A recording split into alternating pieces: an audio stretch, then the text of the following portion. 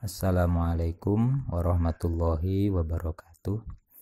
Baik, untuk menambah barokah, mari kita awali dengan membaca Fatihah bersama. Al-Fatihah. A'udzubillahi minasyaitonirrajim. Bismillahirrahmanirrahim. Alhamdulillahirabbil alamin arrahmanirrahim maliki yaumiddin. Iyyaka na'budu wa iyyaka nasta'in ihdinas siratal mustaqim siratal ladzina an'amta 'alaihim ghairil maghdubi 'alaihim waladdallin. Amin. Baik, kita mulai pembagian kias dari segi kedekatan makna ilatnya. Maksudnya adalah kedekatan makna ilat, apakah lebih dekat, ilat itu lebih dekat kepada hukum asal yaitu nas teksnya, atau lebih dekat kepada kasus yang baru atau faraknya. Baik, pembagian kias dari segi kedekatan ini dibagi menjadi 3. Yang pertama adalah kias aulawi, kemudian yang kedua adalah kias al-adna, dan yang ketiga adalah kias al-musawi. Kita uraikan satu persatu definisinya. Yang pertama adalah kias aulawi, di mana kias aulawi itu adalah ketika ilat lebih melekat kepada farak atau kasus baru. Jadi ilat itu lebih dekat dengan kasus baru daripada pada teks nasnya. Kita ambil contoh, fala taqul lahuma uffin. Janganlah kamu berkata atau berkata kotor atau menggerutu kepada kedua orang tua. Larangan menggerutu ini kemudian ditarik pada kasus baru yang kita kiaskan, yaitu memukul orang tua. Jadi memukul orang tua itu dikiaskan kepada larangan menggerutu kepada orang tua pada ayat fala taqul lahuma uffin. Alasannya apa atau ilatnya? Ilatnya adalah menyakiti atau al-idza. Sifat menyakiti ini lebih dekat kepada perbuatan memukul dalam kasus baru daripada pada kasus nas, yakni menggerutu. Jadi memukul itu lebih menyakiti daripada menggerutu. Itu yang dinamakan kias aulawi. Kalau dibalik istilahnya, menggerutu saja nggak boleh, apalagi menyakiti. Mendekati zina saja nggak boleh, apalagi berzina. Baik, yang contoh selanjutnya adalah ada satu hadis yang menyatakan arba'un la tajuzu fil adhahi al-aura'u al-bayinu auruha. Ada 4 hal yang tidak boleh ada dalam hewan kurban. Di antaranya yang pertama adalah al-aura. Aura itu adalah hewan yang buta sebelah. Nah, ini menjadi kasus yang ada di nas. Kemudian kasus baru yang kita kiaskan kepadanya adalah buta total. Buta sebelah saja nggak boleh untuk kurban, apalagi buta total. Ini namanya kias aulawi. Jadi ilatnya lebih dekat kepada kasus yang baru. Baik, kita lanjutkan kepada pembagian kias yang kedua, yaitu kias al-adna.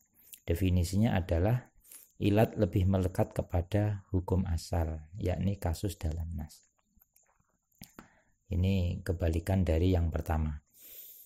Contohnya adalah ada hadis yang menyatakan wal burru bil burri riban illaha wa ha'a. Gandum yang ditukar dengan gandum itu namanya riba, kecuali ketika kontan serah terima secara langsung. Illaha wa ha'a, kecuali kontan serah terima secara langsung. Nah, dalam kasus gandum ini kemudian ada kasus baru yang tidak ada dalam nas, yaitu permen. Permen tidak ada nasnya, itu kita kiaskan kepada gandum. Ilatnya apa? Ilatnya adalah titik temu titik temunya adalah karena sama-sama makanan. Jadi ilat makanan ini terdapat pada permen dan juga terdapat pada gandum. Cuma yang lebih terkenal sebagai makanan atau yang lebih melekat sebagai makanan adalah gandum. Sedangkan permen itu hanya makanan ringan saja atau sepele. Jadi kualitas makanannya lebih pada gandum. Makanya ini dinamakan kias adna karena ilat makanan itu lebih melekat kepada gandum. Meskipun permen juga makanan, tapi kan makanan remeh. Baik, contoh yang kedua, kullu muskirin khamrun wa kullu khamrin haramun. Segala sesuatu yang memabukkan itu hukumnya khamr dan khamr itu hukumnya haram. Kasus baru yang kita kiaskan kepada khamr adalah setiap minuman yang memabukkan selain anggur. Jadi memang dalam istilah Arab dulu, awal-awal dulu Arab, itu khamr adalah minuman yang memabukkan dari anggur. Sedangkan selain dari anggur itu namanya bukan khamr. Tapi kemudian lambat laun apapun yang memabukkan itu hukumnya haram, dikiaskan dengan khamr. Dalam hal ilatnya sama-sama memabukkan atau iskar, sama-sama memabukkan. Jadi seperti oplosan dan minuman keras lainnya yang memabukkan lainnya, karena ada ilat memabukkan.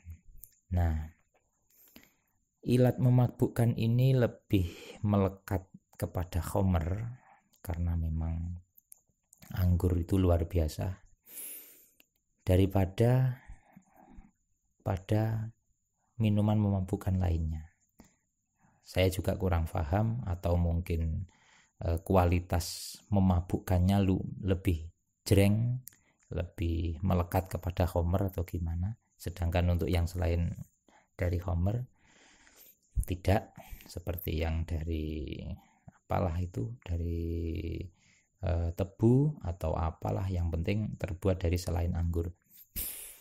Itu namanya contoh dari kias adna. Kemudian selanjutnya yang ketiga adalah kias al-musawi. Kias al-musawi yaitu ketika ilat memiliki nilai kelekatan yang sama terhadap hukum asal dan fara'. Jadi 50-50. Jadi di asal ilat itu juga melekat, di fara' juga melekat. Contohnya adalah ada ayat innalladzina ya'kuluna amwalal yatama dzulman innama ya'kuluna fi butunihim nar. Sesungguhnya orang-orang yang memakan makanan anak yatim secara dolim, tidak izin, tidak membeli atau tidak diberi secara dolim, maka itu sesungguhnya sama seperti memakan api di perutnya. Maksudnya adalah haram. Nah, keharaman memakan makanan yatim ini kemudian menjadi hukum nas. Yang kasus baru yang kita kiaskan adalah merusak atau membuang harta yatim, di mana merusak atau membuang harta yatim ini kualitas nilai ilatnya sama dengan makanan harta orang yatim. Menghilangkan hak milik, ilatnya adalah sama-sama menghilangkan hak milik atau talaf. Jadi memakan makanan itu sama menghilangkan hak milik, merusak atau membuang harta anak yatim juga sama menghilangkan hak milik. Jadi dua-duanya punya nilai yang sama. Jadi memakan harta ini nilainya. Demikian penjelasan kita sementara kali ini.